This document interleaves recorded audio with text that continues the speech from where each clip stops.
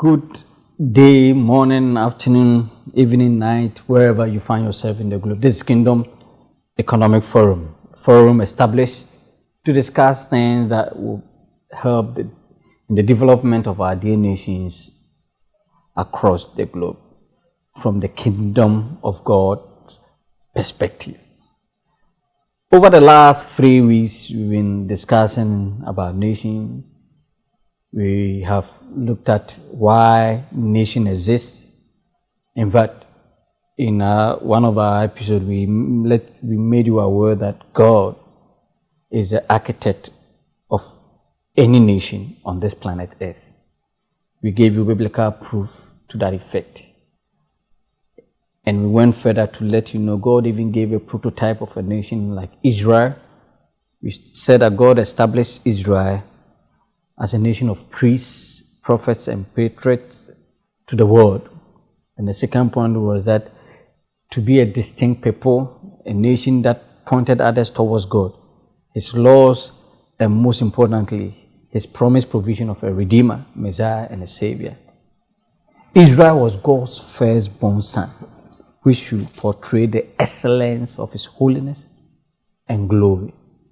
We, over the period too, we try to come to the realization that there's a blueprint of nation from God's perspective. That's what we discussed last week as a framework. We said that the religion, that is the source, the ethics, that is the value system, and science, creativity, innovation, and invention. God has given to every nation, because we've made you aware that it is God who established nations. It could happen that some nations might deviate from their source, but some of them, their forebears started with God, and they were able to establish laws, the principle. They were able to print the principle and made it a document which the nation is still using, in spite of the fact that the generation that is existing now might not be referring to God. But whether they refer to God or not, they are still using the principles of God. In our part of the world, we established last week that even though we are so religious, but unfortunately it's not reflecting in our nationhood. So I was quick to ask the question, is Ghana a nation? And we said, okay, for us to answer that question, we need to do certain things, find out how Ghana came into being. When we're able to find out the reasons why Ghana was established, we will be able to then find out whether the Ghana in which you and I are in now is a nation, or we are just a nation on paper, or we are practicing nation, or we are yet to practice as a nation. So just relax and listen to us as we go through today's discussion. Unearthing God's plan for Ghana. Who is Ghana? Because we're going to use these things to point to the fact that indeed God is the architect behind the formation of Ghana. And there's a scripture in the Bible that I want us to pay our attention to. Psalm 9 verse 17 says that the wicked shall be turned into hell, and all the nations that forget God. This is very serious. Every nation which disregards, despises, or deviates from God's purpose for its existence exposes itself to attacks, afflictions, and annihilation. But the good news is that there's a scripture in Deuteronomy 32, 7-8, which will be the basis for our next discussions that we're going to have. He says that remember the days of old. Consider the years long past. Ask your father, and he will tell you. Your elders, and they will teach you. When the Most High gave the nations their inheritance and divided the human race, He set the boundaries of the peoples according to the number of the people of Israel. So with this scripture, if we really want to find out whether Ghana is a nation, we need to go back to history and find out why our forebears decided to call us Ghana. What were the historical antecedents? What was actually happening? In fact, the last 3 weeks you mentioned about the charter, Atlantic Charter, and then the Nkrumahs and all. You see, when God is working, He will start from somewhere. This, as we are discussing about this nationhood stuff, God is also using other people to say the same thing in a different dimension. And God, in His wisdom, He's aggregating them. Very soon, what we are discussing now will become so relevant in the coming years. We sitting here, we don't know why God is motivating us to discuss what we are discussing. But trust me, very soon, and that's why we are not concerned, we are not worried about the number of people who are listening to us. We are just sowing the seeds. Trust me, in the very soon, God will give the picture why He is doing what we are doing through us, and it will become so clear to us. So though, I tried to give the background, what we discussed last week, but trying to see how Ghana, because you ended up saying that the ethics is more of the value system. How can we, do we have any ethics as a nation? Is there anything to prove that indeed our forebear really has something in mind when we were setting up this nation? I read a book written by Dr. Sandy Adelaja. The title was The Calling and the Purpose of Nation. And in the book he says that if you want to find the purpose of a nation in terms of their value systems and all that, you have to find out from the symbols of the nation. And he mentioned, look for the flag and the national anthem, the pledge and the constitution and the like. But I think we want to, today our discussion is moving to Ghana, is today and next week. We're going to look at some of the symbols where we can get our value systems from. And then we see the way forward. So Doc, the floor is yours. But before you come in, I think that as a nation, and those who are developing our curriculum, educational system, we need to become intentional. I think we are not intentional about what we're trying to do. I said it last 2 weeks, I think last week too, even I mentioned it. When we were going to school, they taught us these national symbols and anthems, but nobody sat us down to break down the words for us to be able to understand. The flag, then we do a coat up. You see the coat up, you don't even understand anything. You don't see the relevance. But on this platform, Kingdom Economic Forum, trust me, if you're a Christian and you understand these symbols, your prayer life will be easy. When you are asked to pray for Ghana, the prayer topics are in the symbols we are going to discuss. How you want to see Ghana, God has already given us the blueprints, the symbols and everything and the meaning. Even when you are praying for yourself as an individual, there are certain strengths and abilities in these things that you can tap into in your prayer life, which God will answer, because we have told you that Ghana was established by God. No nation is accidental. Look, the floor is yours. Great. So thank you very much, Anna, for such a wonderful and comprehensive introduction. And I think it sets the tone for what we have to discuss today. As you rightly said, today we want to take more or less time on Ghana. And the same template can be done for almost every country. Now, one of the things are that it is possible to have an intention or an original plan or anticipation. That one is one thing. And then also the necessary steps or the modalities which will help you arrive at that intention is also another thing. You see, sometimes we assume because we have a genuine intention, then it means that we are going to arrive there. But some of these things are not automatic. Now, and that is the case of Ghana. Yeah. Now, as we explore some of the symbols, like the national flag, like the coat of arms, and then in later times to like some of the patriotic songs, the national anthem, the national pledge, it is obvious that it shows the intent of the founding fathers, their heart, and their hope for the nation. Unfortunately, the approach that they engaged was having certain issues. And that is why in such discussions, we reach into the intent. Then we analyze and then see where they had it wrong.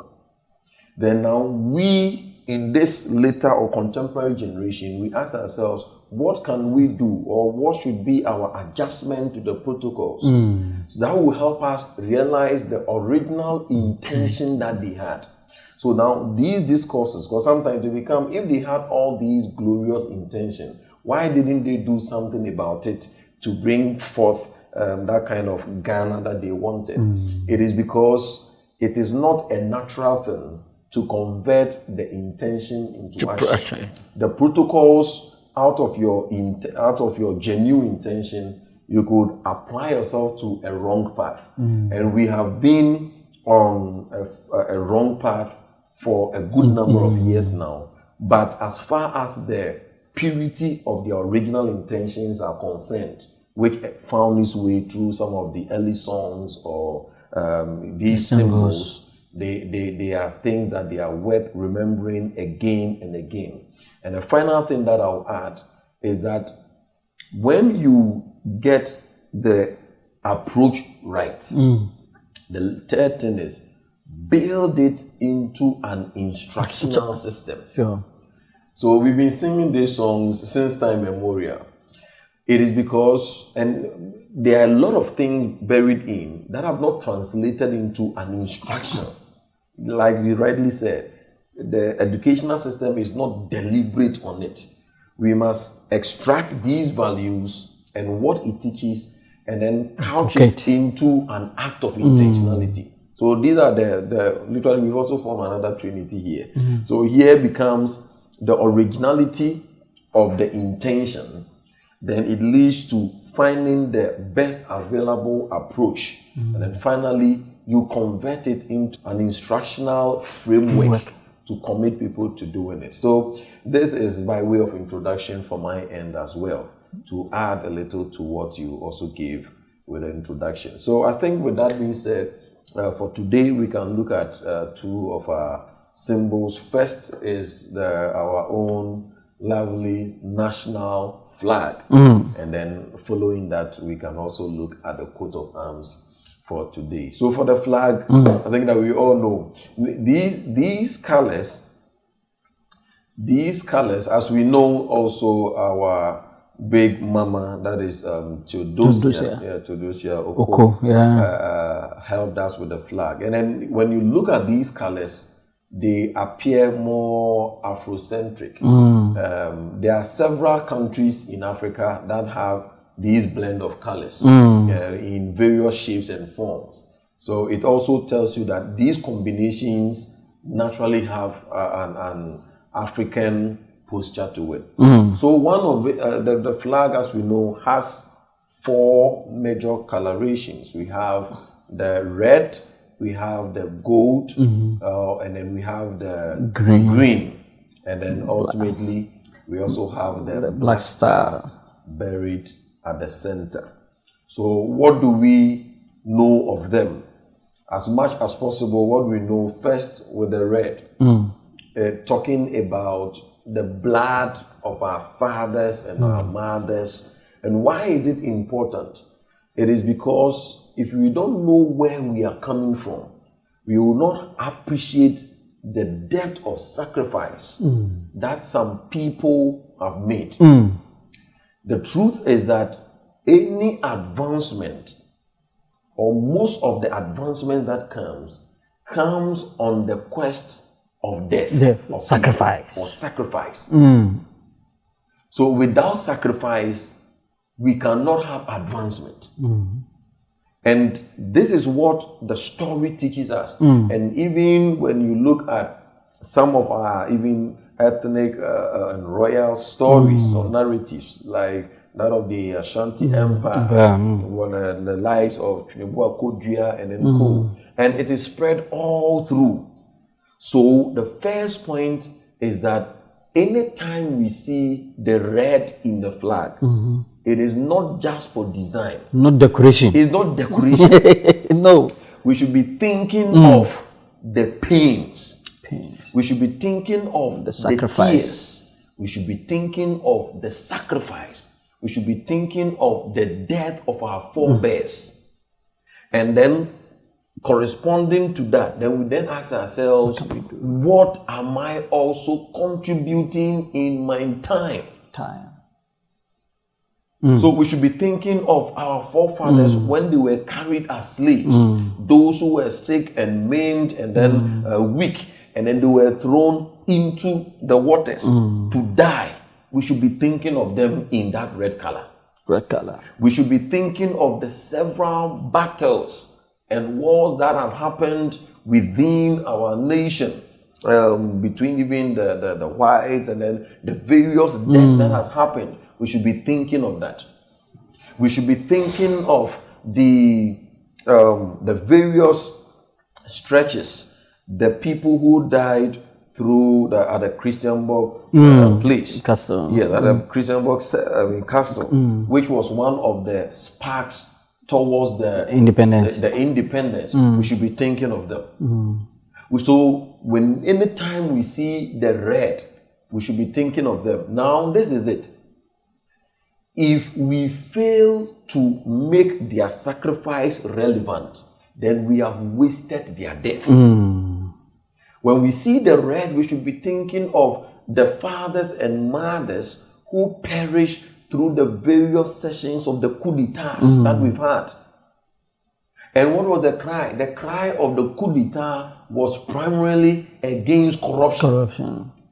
So to be living 68 years down the line, and then we are having high-grade corruption that drove most of the firing squad. I mean, it is neonatal. No. Compared to the ones we are having now, it is over. It means we are not appreciating the red. If Sebio on this account, yes, the modalities and then the approach shouldn't have been so. But what we should console ourselves with is that, fine, if the reason or the purpose for which they died was on the account of corruption, then let us build a corruption-free nation so that anytime they are called to mind, we can at least have the solace that their death and blood engineered a set of protocols that help us to build a corruption-free system or nation. To keep on having corruption and then now even in worse and calamitous proportions tells us that we have wasted their lives. And their blood is crying. They have wasted their blood, yes, and then their blood is crying for vengeance. Crying for, literally reparations. If this is what you did to me with this X amount, and now it is X raised to the power 100. 1,005 or 1,005, and then these guys are walking out using the law and politics. Wow. We made children orphans, fatherless. We made children motherless. We made families lose their breadwinners and then pillars because we assumed we were building a nation. Look, if we want to expand on this, another angle even has to do with the fact that no freedom is for free. So he has caused our fathers to use their blood. Our fathers were prepared to lay their lives on the altar for the sake of us. The good news is that with this thing that they have done, what it means is that Ghana don't need additional blood to move on, because the price has already been paid. And that is where, when somebody wants to threaten us that there's going to be civil war, this is those Christians must use this as God. The blood has been paid already. Yeah. And even bringing it into the Christendom, Christ has died for us. That's what we are saying. Every nation, God has a hand in it. The blood representing even the blood of Christ. So if our forebears, if the blood of Abel is crying, how much more the blood of Christ? So we need to appreciate the blood that Jesus has shed for us as a nation, as we remember our forebears of struggling, fighting for us to get this independence. So I'm speaking prophetically that with this country will not go through any civil war, because our forebears, they've paid the price. But if we don't appreciate it, we will find ourselves into it out of ignorance, because we are not appreciating what they have already sacrificed for us. Yes. Like you said last week, when the purpose is not known, abuse is inevitable. Maybe move to the gold. Yes. Yeah. So just something small. Okay. Is that so we are being called to continue the fight. That's a point. This time, not as literal as theirs in shedding their blood. No. But now our contribution is in the sacrifice. And our sacrifice is in the way we live, our decisions, which finds its way into our policies, our actions, and then our choices as a nation. Interests. So in reality, we are continuing the bread. But the difference is that we have not been called to die like they did. They have done it for us to set the tone. Our duty is to continue this time in sacrificing ourselves, not in literal death, but in choices, in decisions, in discussion, working that will advance the cause of this nation. The only way to render their blood to rest, or the only way to render their sacrifice and death useful, is the extent to which we build our nation to become an enviable nation. If we derail it like we may be doing, then we are almost wasting their efforts. But we pray that things will take on a different turn as we go along. So that is for the red, the red color. Then we also have the gold. And it obviously communicates the wealth that we have in our various forms of mineral reserves, or the gold that we have. And so here again, our focus should not be on pointing fingers at the white man for the gold that he came to steal from us. Because the question then becomes, what have we done with the gold that they left? The question is, if they took some gold, of which they did they take every gold? No. Okay, why are you wasting your energy over the gold they stole, rather than looking at, for 68 years, what have we done with the gold that they left? Now, what's the end result? Look at how we are even treating our gold system, like Galamsey, things like that. It tells us that even the gold they left, we have not become better managers of it. No. So we shouldn't waste our effort in the tears of pursuing them that bring the gold that you stole from us. We should be looking at, how do we harness these minerals? That is actually an extra gift that God has given us to build and develop our nation. When we see the gold, and then we see that there are street children in Ghana, we should be crying. Yeah. It is just like having, let's say, a big king, or let's say Otumfuo, and then seeing Sebio Neba, and then in tattered penury. You are going to be amazed and shocked. The assumption is that where you are coming from, your lineage ought not be that you should be begging. Yeah. So when you see African countries or Ghana begging, going to IMF 17, 18 times, and you see the flag, it means the gold in it is crying. It's crying. That no, this is not your destiny. It ought not be The so. soul. It should not be the other way around. You are from a land of gold. No wonder we're called Gold Coast. You know that coast establishes abundance. So it means that this wealth, and the reason is because the human capital has not been developed, the abundance and superfluity of our resources and gold means nothing. And if we can give attention to it and harness these minerals represented by gold, then our nation will be meeting global competitive levels. That is for the gold leading within our flag. Wow. Then we have the green, which also establishes, of course, our forest. Maybe even before you go to the green, with the gold, the point is that we are supposed to have a golden mindset. That's right. We are not poor. Because poverty is the state of the mind. Yeah. So our forebear is telling us that we are not poor. Poor mentality produces poor results. So we are rich. We are ably resourced. So wherever you find yourself as a Ghanaian, put on this attitude that you are not poor. You have wealth. And that is what our forebear, the picture they are giving. Foreigners, we've become like slaves to them. No, that is not what we are talking about. We are talking about people with that golden mentality. That's right. Whatever you touch must produce wealth. Yeah. That is the mindset I want to put across as a Ghanaian. This is the true value who a Ghanaian is. Yeah. This is the picture we are trying to. Identity. This is the identity of we Ghanaians, we the people of Ghana. Maybe move to green because of that. So the green, of course, an extension of the gold here becomes the greenery, the natural resources, rich forest, the forest reserves we have, the environment, and we must not lose it. We must not lose it.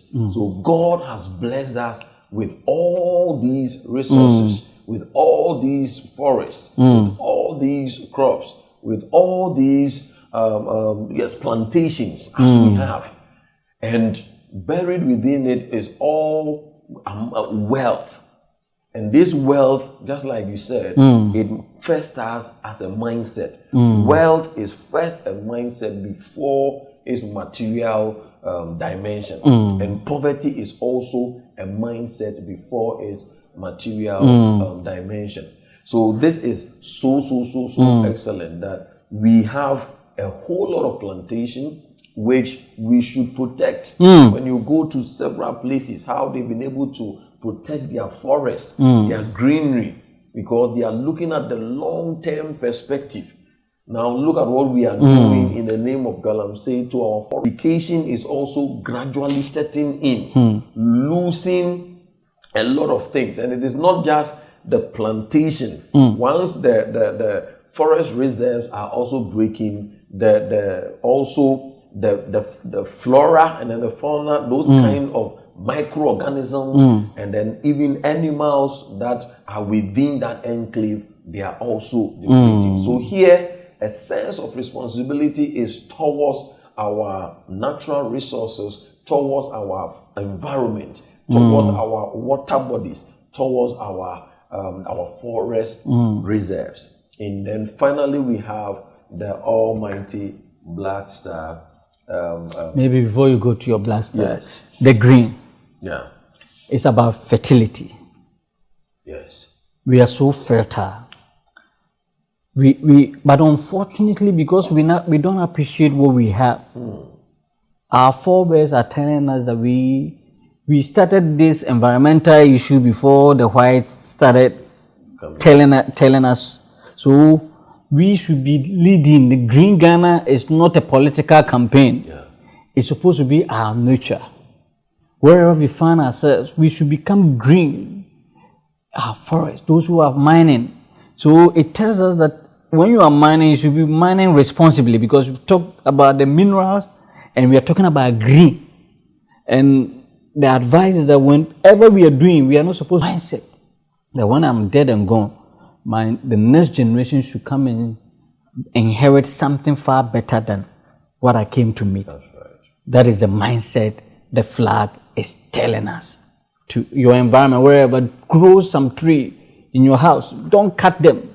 Grow something, make the environment green. But it's about life. Green symbolizes long life. Yeah. So when you create that environment for ourselves, we will have better air to breathe in and all that available for us to enjoy. Maybe the black star, when the tree dies, the last one, definitely, yeah, it is life as well.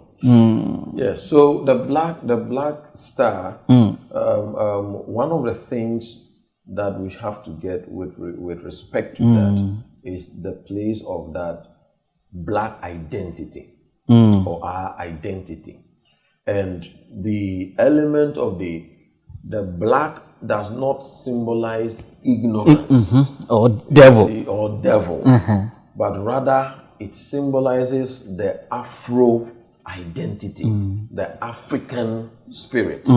Yes, and which is very indomitable and ought to be.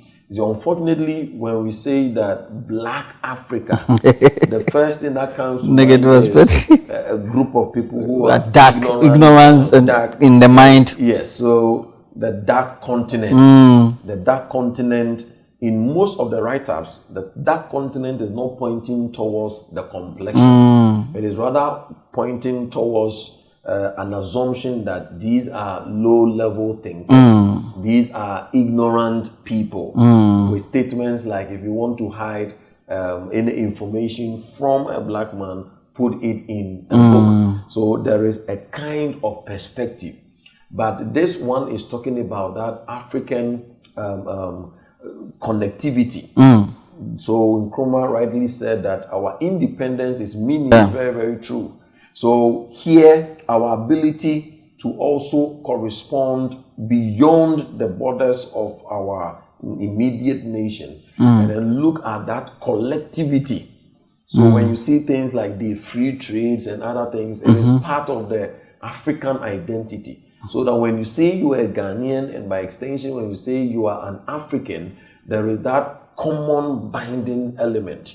So we may be in different countries within Africa, but we should not be segregated to a fault. We should bind ourselves together. So the black, to some extent, also establishes the place of unity, or the African unity and an African identity, to grant us a sense of identity wherever we may also find ourselves. So maybe one or two that you may want to add to it as well. Black, like we have mentioned, doesn't represent evil. Trust me, some years ago, we were found to be a white person. It was equated as the devil. Just that along the line, now that the tables have turned.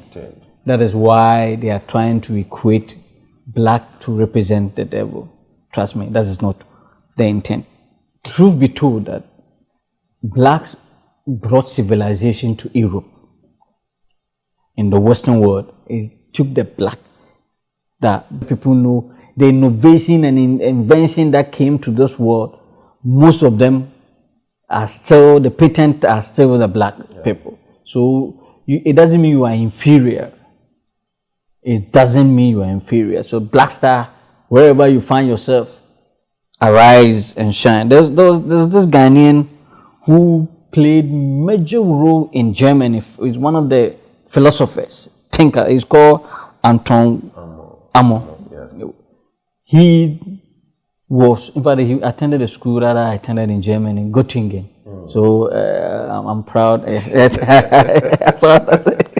He was one of the black philosophers, thinkers. When we're talking about thinkers, he did marvelous work. And we have examples all across the globe, even in Russia. Yeah. Historical data proves that it took the black people. They also had a philosopher, a black man over there. So black is beauty, intelligence. So don't let anybody deceive you. Maybe because of time, let's look at the coat of arms in summary. So we have the coat of arms as well, which is also another symbol. Another symbol, yeah. And then I think it has 4 quarters. Yeah, 4 quarters. Yes, within it, and then with our two lovely birds on each side of it. Yep. And then we have our motto or our theme for freedom and affirmation, justice. and it's the freedom And justice. and justice. Wow. Freedom and justice. Yes, and then I think that the black star too. There's a black star at the top. at the, At the top there, over with the colors. a good outline upon The national colors. Yeah. The first quarter we have a sword used by chiefs and a staff used by linguists, and it represents traditional authority of Ghana. leadership. The traditional authority of Ghana. Listen, Ghana sits in a unique administrative structure. What we are saying is that we haven't thrown our traditional authority because we have become a democratic nation. The traditional authority is still relevant. And then when you look at the second quarter, That's where the castle. the castle, the presidential palace on the Gulf of Guinea, which symbolize the national government. So we have the traditional authority and we have the national government. And the third quarter is the cacao tree, which symbolize the agricultural wealth of Ghana. So Ghana's tree is called kuku. Kuku is a symbol of Ghana's tree. Yeah. So it represents the agricultural wealth of Ghana. Wow.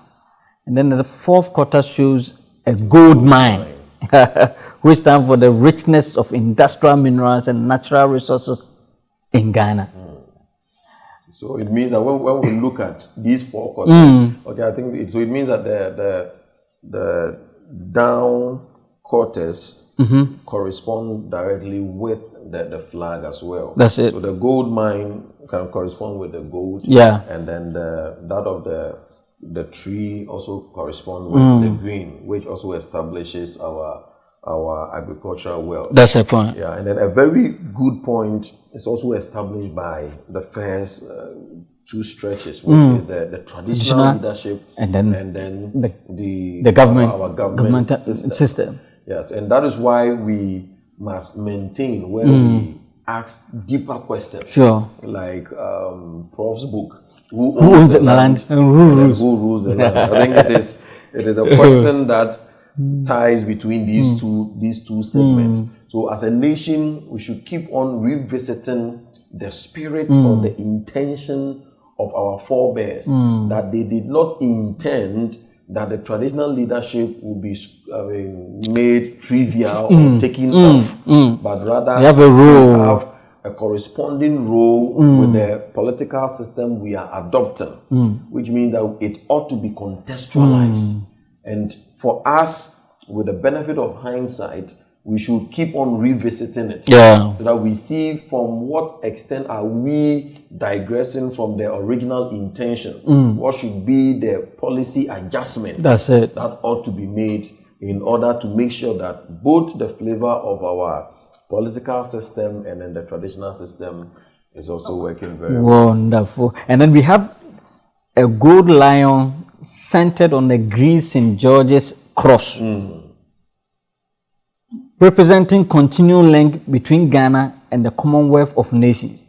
So what we're saying is that Ghana is not an island. Yes, isolated. Isolated. It has to have a relationship with the other nations. And then we have a Chris. The Chris is a black star of Africa with gold outline upon a torso in the national colors. Supporting the shield are two golden, eagles with Order of Voter of Ghana suspended from their neck. So our national animal is the two eagles. They are all having relevance and importance in the state or nation called Ghana. But it's important to know that the coat of arms of Ghana was designed by a Ghanaian artist called Amukote and was introduced on 4th March 1957. It's important for us to acknowledge that this one was not done by a white man.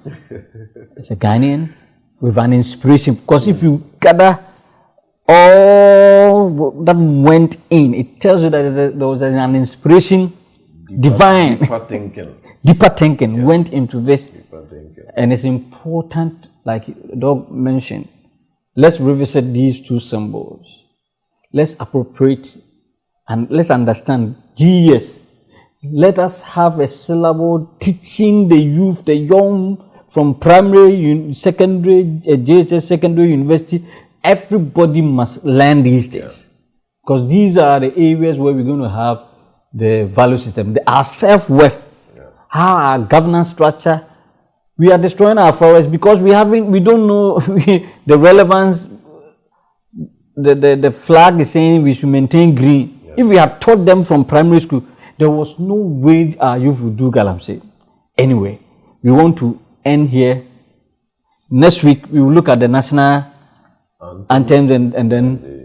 I think that's just quickly, down there we have the freedom and justice. Freedom and justice. Which is very, very important. I think it summarizes everything. The freedom, what we should know is that these two words, justice, there cannot be justice without truth. Okay. So it means that the forebears anticipated that our nation should ride on freedom and where we lie, deception. It means we cannot be talking about justice without truth. So buried within that justice is a call for our nation and everyone to pursue truth. And then freedom also, I think we've established it some time past. Yes, that freedom is not just the absence of the accountability. The person or the system pressing you, but rather freedom is about responsibility. So irresponsibility is freedom's greatest enemy. So by freedom, it means each and every citizen and leader. That is why when we see the freedom there, we should not be thinking of leaders to become responsible and then citizens, we are just working around. Somebody working for you. Yes, it beckons on us that both the citizenry and then the leaders, all together, we must be responsible to drive holistic national transformation. Our old friend Mugabe says, you have freedom. He can guarantee your freedom of speech. But freedom after speech, he cannot guarantee. He's giving you the freedom to say whatever you say. After you have expressed it, you cannot guarantee your freedom after your speech. So we need to become responsible. Freedom doesn't mean you can say anything you want to say. Freedom with responsibility. The floor is open. Please, you can share your revelation, your other meanings of these flags and then coat of arms in order to help us to tease out the value system. God bless you.